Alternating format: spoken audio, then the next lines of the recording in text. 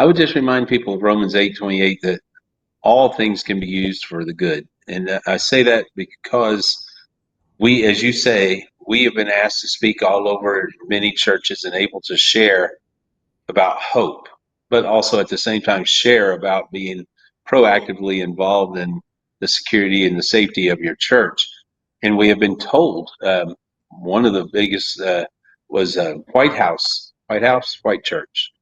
Um, and he said the reason why they had their people in place to be able to take care of that active shooter was because of what happened in Sutherland Springs. And and to know that so many, just the ones we know, Lord only knows how many we don't know of, how many lives have been saved by those 26 martyrs in Sutherland Springs, if you will. And Yeah. and to me, they're martyrs.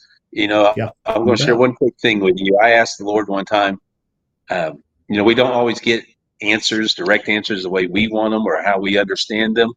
But one time I asked the Lord, did you take all my leadership? You took the core of the church. I didn't understand, but I almost had not an audible voice, but I felt it in my spirit so strong.